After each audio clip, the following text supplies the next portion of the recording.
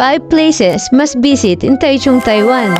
Hufeng Bikeway, Olive Flower Farm, Yoho Craft, Rainbow Village, and Miyahara. Tara, gala tayo sa malamig na panahon!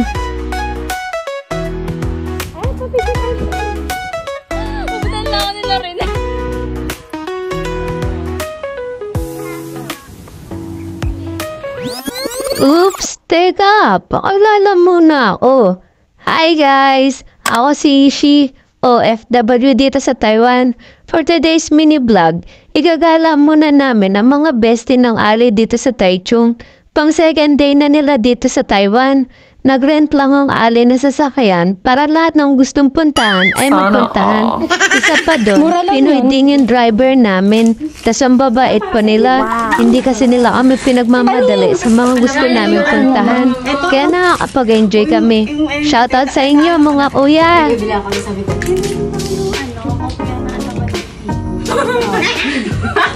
Wala na. Sabi ko, wala na. Meron nun sa Divisoria, yung mismong Chinatown. Suggestion nila kuya na 5:30 kami ng umaga umalis para makarating kami na maaga sa Hufeng Bikeway kasi magbabay kami doon para makapunta kami sa mga tourist destination. At syempre, na makarating na kami sa Hufeng Bikeway, ito na nga mga bestie, kailangan mo talagang umarkila ng bike, e-bike or e-trike kung marami yan kayo para mapuntahan nyo yung tourist destination tulad ng nakikita natin sa mga TikTok. At yung nakikita nyo, start siya ng 150. Itong gamit nila Bebe at Shembot is 200. Then yung e-bike, start siya ng 600, 700, 800 up to 1,200 sa e-trike. And then, nagpaalam mo o sa hali kung pwede na ba akong mag-solo ng drive para naman ma-practice ko yung kamay at pako kung kaya ko makabalik sa work. Kasi kahit inis na inis sa akin yung alin, nag-enjoy na lang din kasi ni isa talagang tourist destination o tourist spot. Wala kaming nakita kasi kandaligaw-ligaw ba. Dito naman tayo sa Holy Flower Farm. 150 lang ang entrance dito tapos sulit na yung view. Pwede nang pampost sa Facebook, Instagram, lalo na pang TikTok. Napakaganda dito mamasyal lalo na pag winter. Mainit kasi pero malamig. I mean, maaraw pero napakalamig ng hangin. Kita mo naman yung ganda ng view dito sa Holy Flower Farm. Wala ka nang talo sa entrance fee mo. Kaya ano pa hinihintay mo? Isama mo to sa bucket list mo pag pumunta ka ng Taichung. Lalo na perfect ito pagkasama mo yung family mo, barkada, loved ones. Or kung single ka naman at gusto mo na lang maging plantita at plantito, mas lalong perfect para sa iyo to kasi magugustuhan mo yung mga bulaklak. And no worries kapag ginutom ko sa pag-picture, video at TikTok. Kasi madami na magbilihan pagkain sa loob. Tapos may 7-Eleven pa sa labas, kaya may choices ka.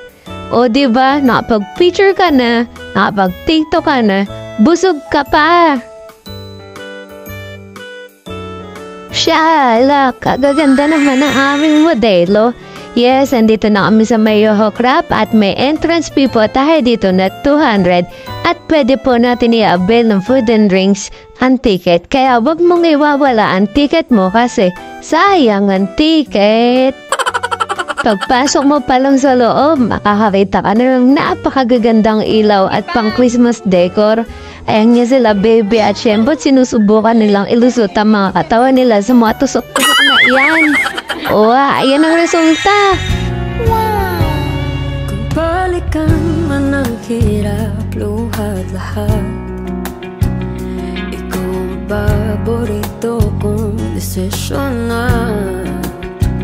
Pag napaligiran ang ingay at ng gulo, di ko pagpapalit, ngiti mo sa mundo.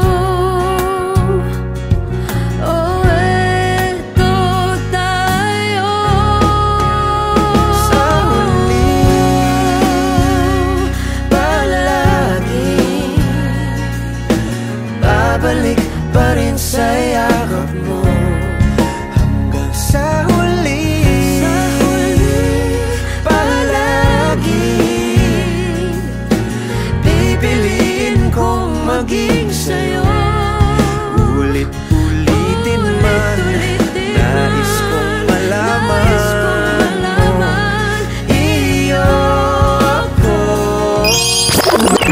dito naman tayo sa Rainbow Village.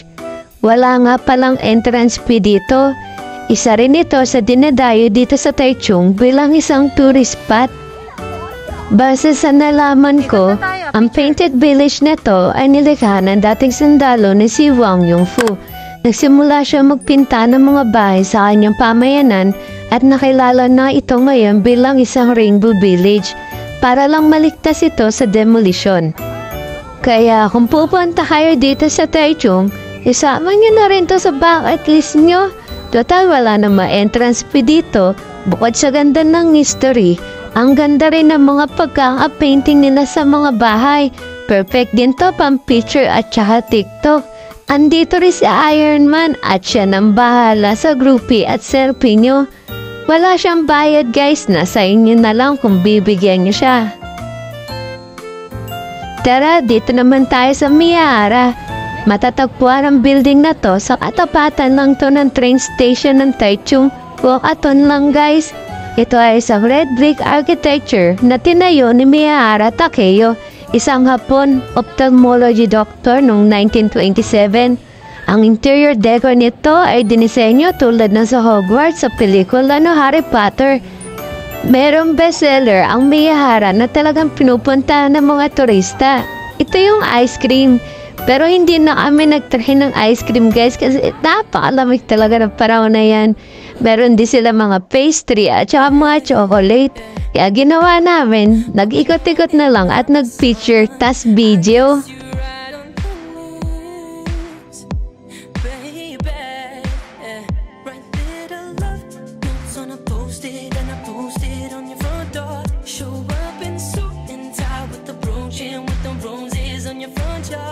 Maraming salamat kayo sa pagtapos ng panonood ng video na to. Sana kahit papano nag-enjoy kayo.